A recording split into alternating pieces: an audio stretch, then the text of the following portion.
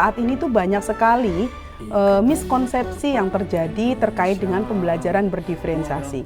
Sebetulnya ruh dari kurikulum Merdeka dan kurikulum apapun tentang pendidikan anak usia dini adalah pada bagaimana guru memahami diferensiasi seorang murid-murid kita. Diferen adalah berbeda. Artinya setiap anak unik dan berbeda. Betul. Begitu dia dilahirkan unik dan berbeda, nanti di TK pun, di PAUD pun unik dan berbeda, sampai kita mau meninggal pun kita adalah pribadi yang unik dan berbeda. Dan cerdas,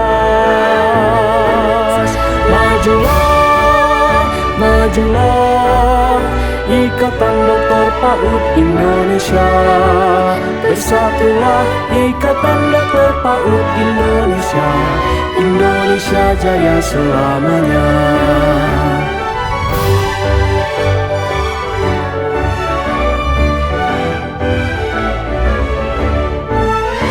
Ikatan Dokter PAUD Indonesia, wadah perjuangan para. Assalamualaikum warahmatullahi wabarakatuh. Apa kabar sahabat Ikat Paudi di seluruh Indonesia? Hari ini kembali hadir bersama kami Ikatan Dokter PAUD Indonesia dengan berbagai topik-topik yang menarik dalam program Ngopi Ngobrol Pintar bersama Ikat Paudi. Hari ini bersama saya dengan Nita Priyanti dan saya Masitowati Gatot akan mengupas tuntas tentang apa itu pembelajaran berdiferensiasi. Oke, kita panggilnya Bu Nita ya, supaya tidak terlalu panjang. Bu Nita, saat ini itu lagi ngetren nih pembelajaran berdiferensiasi. Sebenarnya ini juga menjadi masalah bagi teman-teman di lapangan. Apa sih pembelajaran diferensiasi? Apakah itu merupakan suatu hal baru di mana selalu ada perbandingan pembelajaran berdiferensiasi nanti dikaitkan dengan K13 dan kurikulum Merdeka. Sebenarnya dasarnya itu seperti apa? Jangan sampai teman-teman di lapangan itu bingung. Saking bingungnya jadi nggak buat apa-apa. Gimana gini Bu Nita nih? Iya, jadi betul sekali ya teman-teman ya. Saat ini tuh banyak sekali miskonsepsi yang terjadi terkait dengan pembelajaran berdiferensiasi. Sebetulnya ruh dari kurikulum Merdeka dan kurikulum apapun tentang pendidikan anak usia dini adalah pada bagaimana guru memahami diferensiasi seorang murid-murid kita. Nah, apa itu diferensiasi? Tentu saja bagaimana guru memahami bahwa setiap individu itu berbeda. Betul sekali gitu ya Bu Masito ya? Ya. Jadi kalau menurut saya Ibu Nita, ada dua kata dalam sini, yaitu kata pembelajaran, belajar, dan different. Artinya different itu sebenarnya harus menjadi titik tolak di sini. Different adalah berbeda. Artinya setiap anak unik dan berbeda. Betul. Begitu dia dilahirkan unik dan berbeda, nanti di TK pun, di PAUD pun unik dan berbeda, sampai kita mau meninggal pun kita adalah pribadi yang unik dan berbeda. Oleh sebab itu, sebagai guru anak usia dini, sebagai pemerhati anak usia dini, kita harus tahu tentang keberbedaan ini. Betul, kita bisa melihat, betul sekali, kita bisa melihat dari sisi karakteristiknya, bahwa setiap anak itu pasti beda-beda. Jangankan anak kita yang di kelas segitu banyaknya, kembar pun pasti punya perbedaan gitu ya. Begitu juga perbedaan dari sisi minatnya. Setiap anak itu punya minat yang berbeda-beda. Kemudian perbedaan dari sisi potensi dirinya. Ada yang suka kalau kita merujuk pada kecerdasan jamak atau multiple intelligence, bahwa setiap anak itu punya kecerdasan yang berbeda-beda. Ada yang linguistik, ada yang kemampuan matematik dan sebagainya. Nah, yang terpenting Ciku, ini kadang-kadang sering terlupakan oleh guru-guru kita adalah cara belajar anak yang berbeda di kelas kita. Selama ini banyak guru-guru PAUD kita ya masih memberikan pembelajaran yang sama pada semua anak. Menghasilkan produk yang sama pada setiap anak. Menerapkan pembelajaran yang direct. Semua atas perintah guru, begitu ya Bu Masito ya. Jadi Bu Nita, kalau kita pikirkan bersama-sama nih sebenarnya pembelajaran berdiferensiasi itu memang kita harus tahu dulu nih. Jadi setiap guru harus tahu minat anak di mana, kemudian apalagi karakteristiknya seperti apa. Oleh sebab itu, teman-teman guru PAUD yang kami hormati, bahwa sebenarnya kita harus melakukan assessment awal. Awal itu di awal loh, sebelum masuk mereka ke sekolah kita ke ya? sekolah, Betul, bener nggak? betul. Begitu dia udah diterima masuk kelas, itu sebenarnya assessment awal. Tetapi kita tidak menyebutnya ujian, benar nggak Bu Nita? betul. Kita lihat nih dari kerja mereka di sekolah, di kelas itu ngapain aja, apa yang dilakukan oleh mereka. Nah, kita sebagai guru anak usia dini harus memiliki catatan. Sudah barang tentu harus buat instrumen dong Bu Nita. Betul bener sekali. Kita perlu membuat sebuah profil ya, namanya profil asesmen awal anak-anak kita, sebagai bagian dari bagaimana nanti kita memappingkan, mengklasifikasikan anak ini minatnya apa sih. Dari misalnya murid kita nih ada 20 orang. Dari 20 orang ini berapa anak sih yang suka minat A, berapa anak sih yang suka minat B gitu ya. Kemudian bagaimana cara belajar mereka. Kita perlu mempunyai yang namanya profil setiap individu, sehingga pada saat dia itu masuk ke kelas kita sudah mulai belajar, kita sudah tahu. Nah, disitulah kemudian kita bisa membuat rencana ragam main yang berbeda-beda sesuai dengan minat anak itu sendiri gitu.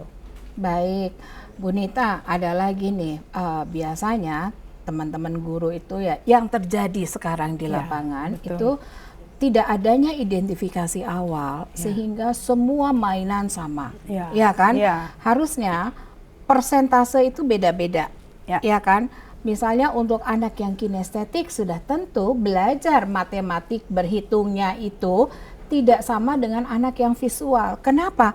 Kalau anak visual itu mudah loh. Kalau anak kinestetik mungkin belajarnya harus menggunakan bola. Setuju nggak? Bola disebar, kemudian dia suruh ngitung, mengklasifikasikan warna, mengklasifikasikan besar kecil. Nah, hal-hal semacam itu harus diperhitungkan awal. Karena ini larinya ke media kan, APE kan Bu Nita? Betul. Itu larinya ke bos juga nggak? Ya, nanti itu akan menjadi setting lingkungan main ya, Bu Masitowati ya. Betul, seperti apa yang disampaikan Bu Masitowati, akan menjadi setting lingkungan main kita, bagaimana lingkungan main kita itu beragam untuk bisa memfasilitasi minat dan bakat anak-anak kita. Sehingga nggak seperti dulu lagi ya, 3 kelompok ini anak-anak mewarnai, yang ini adalah melukis misalnya atau menggambar, yang ini menggunting. Everyday mereka melakukan itu. Banyak hal yang perlu kita pikirkan dan renungkan, bahwa kita akan menciptakan generasi untuk masa yang akan datang. Tentunya kita berpikir apa sih yang dibutuhkan anak-anak kita di masa yang akan datang. Tentu saja kemampuan 4C harus menjadi bagian penting dalam diri kita. Kemampuan C pertama adalah kolaborasi, C yang kedua komunikasi, C yang ketiga ada critical thinking, dan C yang 4 adalah kreativitas. Kreatif. Sehingga kita perlu berpikir apakah yang kita lakukan selama ini sudah merujuk anak-anak kita memiliki kemampuan itu. Jika tidak, apakah kita akan menciptakan generasi masa lalu? Generasi masa lalu yang sebenarnya jadi seperti robot. Kenapa seperti robot? Karena mereka tidak bisa berpikir secara kreatif. Nah, otak kreatifnya itu sudah tertekan oleh kita, guru anak usia dini, seawal mungkin. Kenapa? Dari proses pembelajaran yang homogen, dari teacher center, sehingga apa? Anak itu tidak bisa membangkitkan siapa diri dia, ya. Anak itu tidak bisa mengidentifikasikan siapa diri dia, maunya apa. Nah, hal-hal semacam ini Bu Nita yang harus kita sosialisasikan ke teman-teman guru PAUD maupun ibu-ibu yang memiliki anak PAUD, agar jangan selalu memberikan arahan satu arah. Kita harus berikan kebebasan kepada anak-anak untuk melakukan apa yang dia inginkan. Bukan begitu Bu Nita? Iya, tadi ya sebagai mungkin sebagai penutup atau dari apa yang tadi kita diskusikan adalah sebetulnya pembelajaran berdiferensiasi itu bukan hanya dari sisi produknya saja yang berbeda. Tetapi bagaimana prosesnya ketika dia belajar, kita memberikan scaffolding, memberikan kemampuan dia untuk memiliki kemampuan yang berbeda-beda setiap anak, dan juga pada kontennya gitu ya. Kontennya itu adalah materi yang mungkin menarik untuk setiap anak yang berbeda-beda.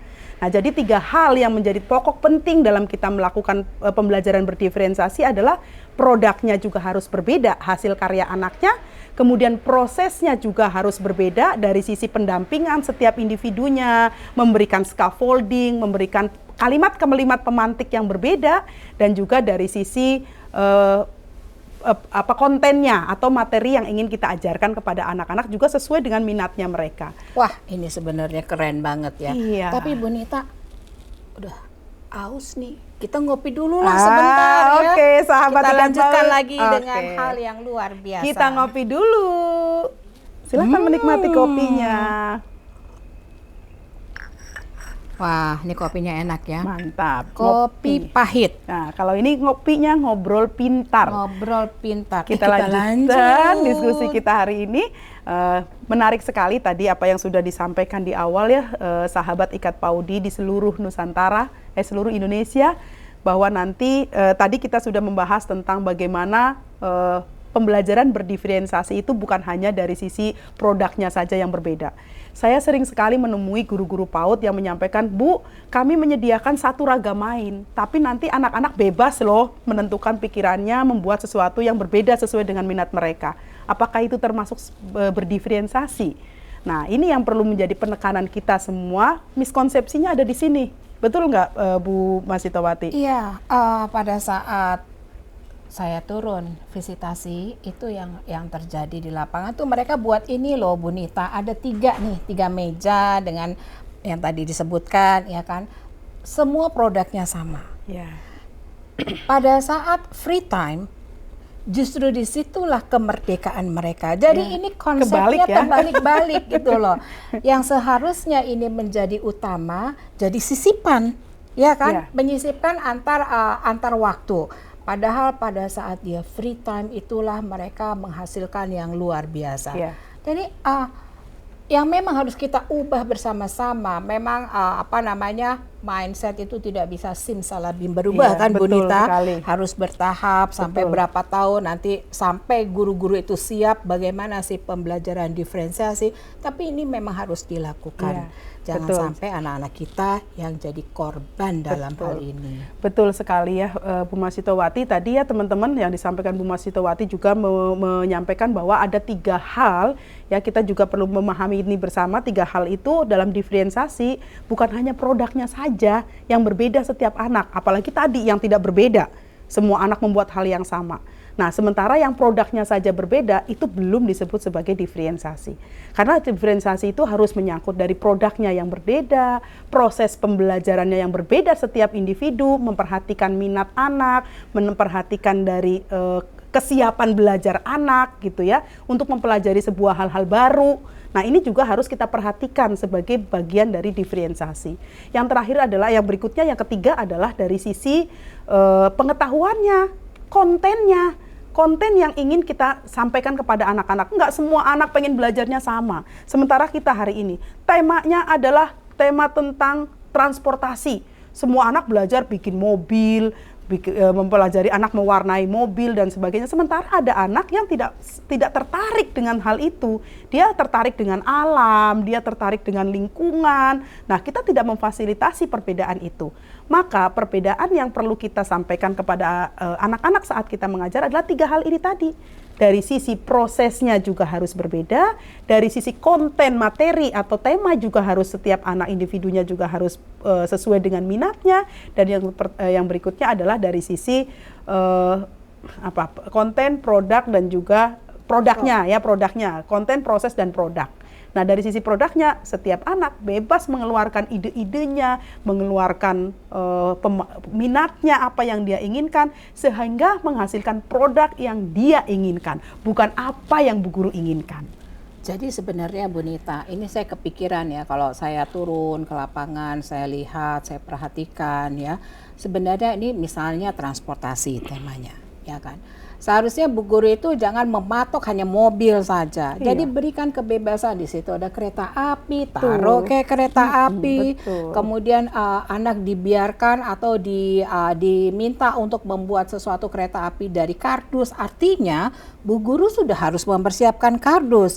Mungkin anak-anak juga akan membuat kereta api dari bangku-bangku yang disusun, ada masinisnya. Sementara anak yang lain akan mencoba membuat mobil-mobilan. Nah, itu different. different itu berbeda. Jadi biarkan anak-anak itu mengungkapkan transportasi yang ada di pikirannya, karena anak-anak memiliki latar belakang yang berbeda-beda. Betul. Betul nggak? Betul. Ada anak yang belum tahu mobil itu seperti apa.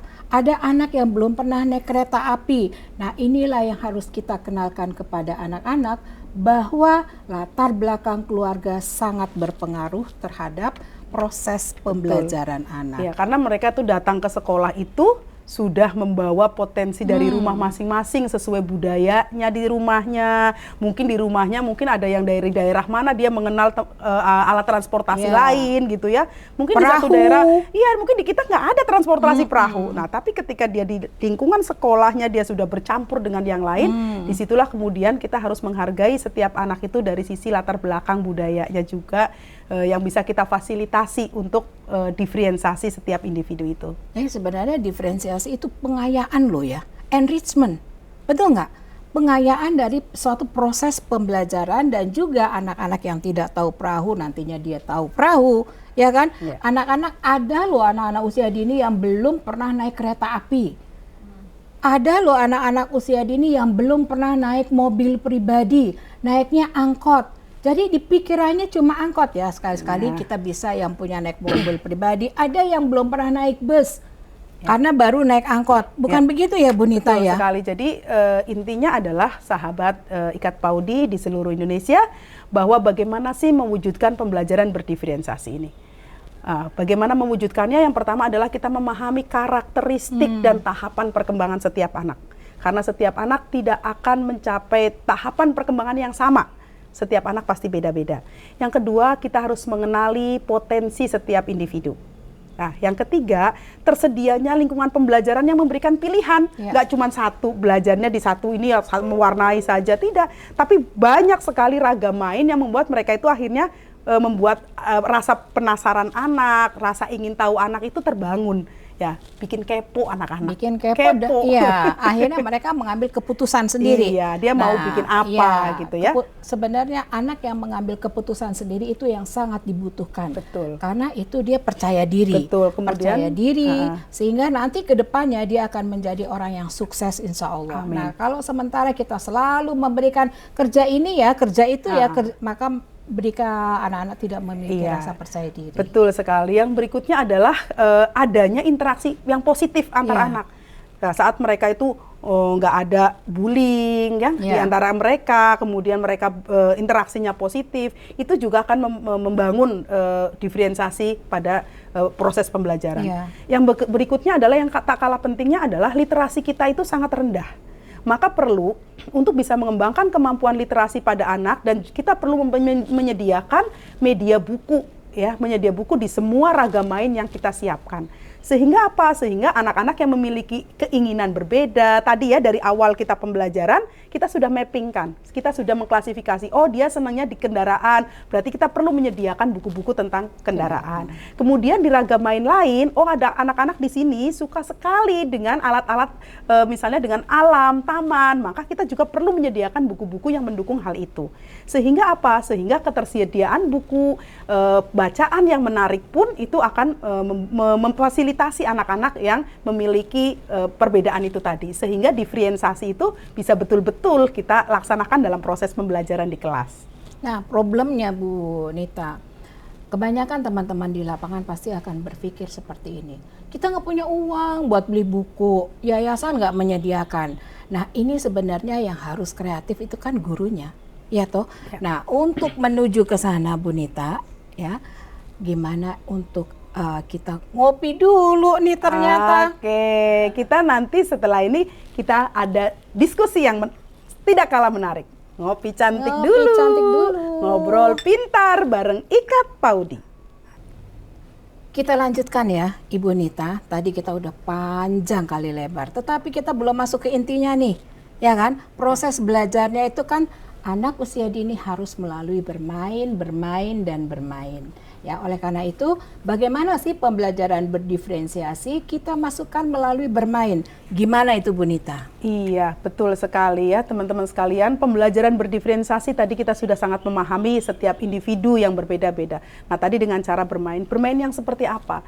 Tentu saja bermain yang merasa anak itu nyaman. Iya. Anak itu nyaman itu ketika apa? Ketika apa yang dia pikirkan, apa yang dia rasakan, dia bisa implementasikan di dalam aktivitas dia dalam belajar. Kemudian ada lingkungan bermain yang nyaman, teman-temannya saling support, tidak ada lagi bullying gitu ya. Kemudian bermain yang melibatkan ide mereka. Gitu, ide mereka, saya pengen bikinnya ini, saya pengen bikin ini. Nah, itu kemudian kita memfasilitasi. Bermain yang guru memfasilitasi ide-ide sesuai dengan minat anak. Kemudian bahasa bebas menggunakan material yang dia inginkan. Campur-campur boleh dong apa ya? saja ya. Bisa dengan lingkungan alam, menggunakan dari bahan-bahan alam yang ada di lingkungan kita gitu sebagai material dalam dia membuat sebuah karya.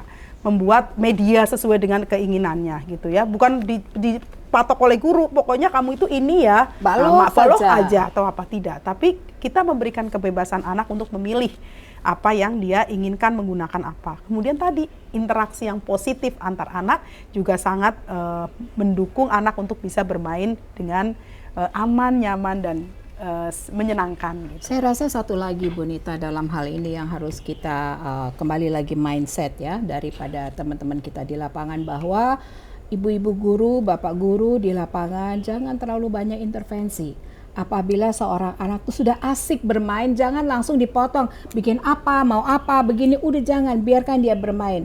Pada saat nanti anak itu ada kesulitan, itulah nanti kita masuk sebagai guru sebagai scaffolding. Ya kan? Scaffolding itu hanya pada saat dibutuhkan. Ya. Scaffolding jangan sampai dari awal sampai akhir. Ya, karena itu. Scaffolding apa Bu Nita? Coba. Jadi scaffolding itu sebetulnya adalah kalimat-kalimat kita pemantik untuk dia itu memiliki pengetahuan lebih banyak lagi. Kita tahu nih, kita juga tahu scaffolding tidak hanya itu ya, tapi juga kita tahu tahapan anak itu sudah tahapan di mana. Kita ingin menaikkan dia satu tingkat. Nah, kita perlu yang namanya tangga. Nah, scaffolding itu ibarat tangga menjembatani anak untuk sampai pada tahapan yang berikutnya gitu. Ya, jadi perlu scaffolding, dalam proses pembelajaran juga perlu kalimat-kalimat pemantik. Ya, misalnya kalimat pemantiknya adalah kalimat yang tidak jawabannya yes or no. Kamu bikin apa? Bikin rumah. Bikin rumah ya gitu misalnya. Dia pasti akan jawabnya iya. Nah, tapi wow, kamu bikin apa? Rumah yang seperti apa yang ingin kamu buat? Nah, jadi dia punya gambaran pengen seperti apa rumahnya gitu. Nah, ketika saat dia sedang membangun, perlu sekali-kali kita memberikan kalimat pemantik itu supaya dia itu tidak hanya sampai bikin apa saja, tapi kita tanyakan lagi sampai pada saatnya begini. Ini ya pengalaman gitu ya, saat anak-anak sedang bermain, terus dia datang, wah kamu bikin apa? Bikin rumah gitu kan. Terus kita tanyakan, rumahnya seperti kalau muat berapa orang teman yang bisa main? 3 orang. Nanti kalau temennya 5 orang yang mau pada main seperti apa? Wah, aku mau bikin rumah tingkat ya. Akhirnya dia menambahkan lagi rumah yang tadinya rumah biasa ditambahkan lagi rumah tingkat.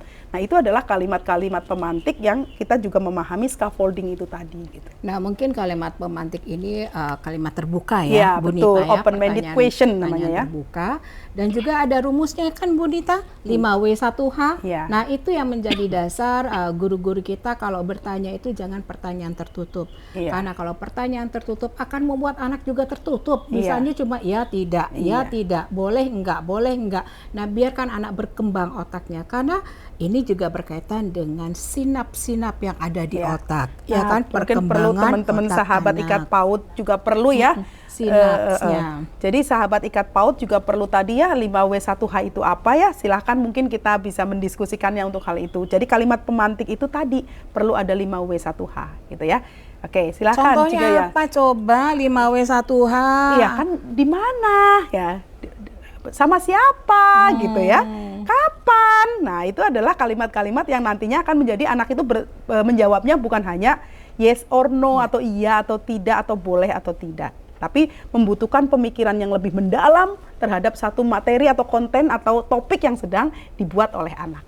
Seperti itu. Baik, Ibu Nita, mungkin selanjutnya kita akan melihat sebenarnya apa yang harus disiapkan. Perlu nggak sih pembelajaran berdiferensiasi itu memiliki RPP, rancangan? Atau nggak perlu rancangan loh, pembelajaran berdiferensiasi bebas-bebas aja. Itu sebenarnya harus seperti apa? Supaya teman-teman kita di lapangan juga nggak bingung dalam hal ini. Pastinya perlu ya, sebuah rancangan itu kan perlu kita lakukan dalam sebelum pembelajaran.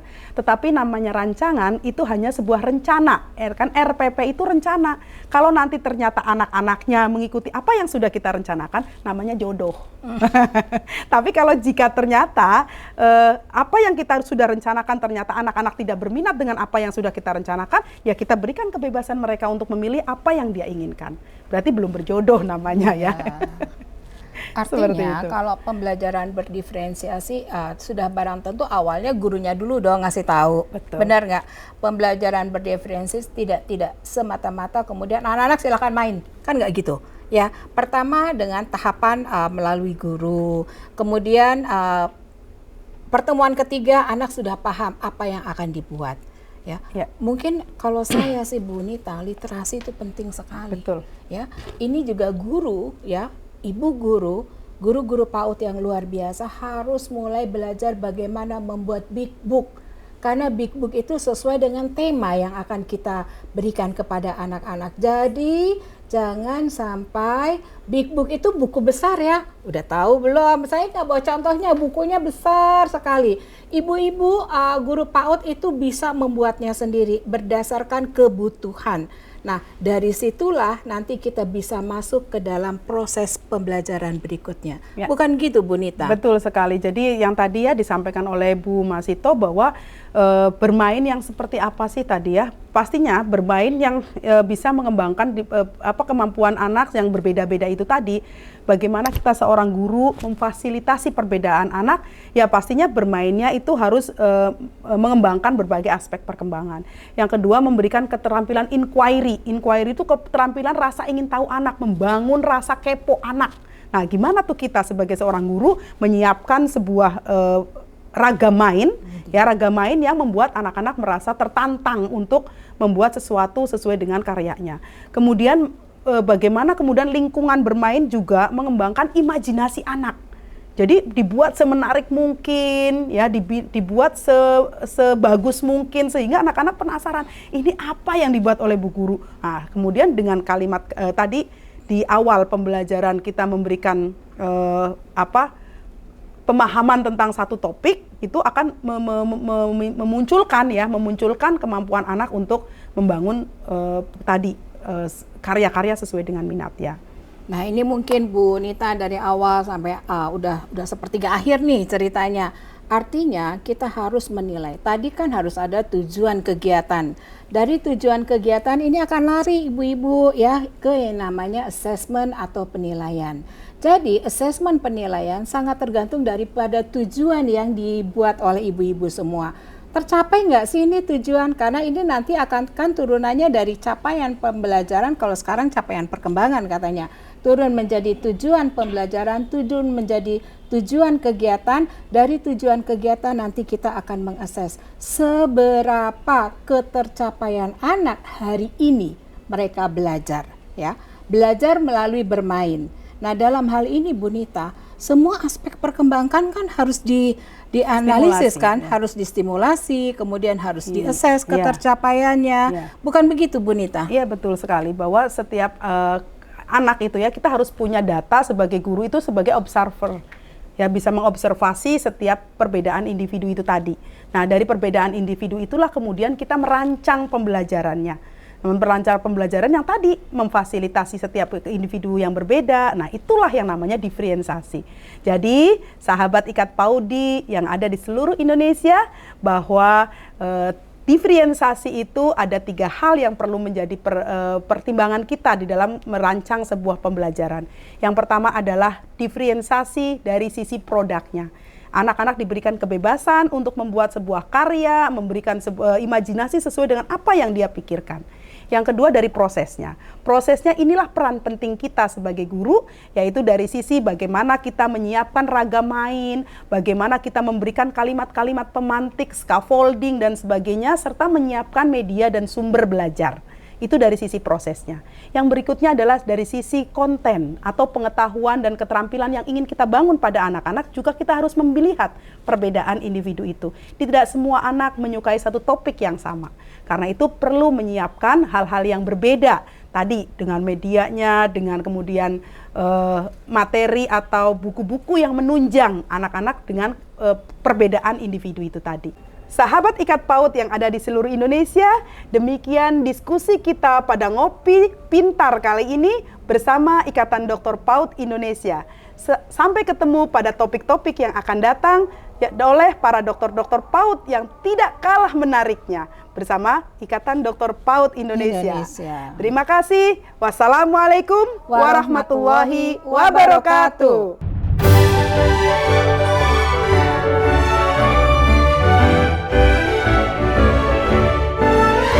Ikatan Dokter PAUD Indonesia, wadah perjuangan para dokter PAUD Indonesia, mengabdi berbakti untuk wujudkan generasi emas bangsa.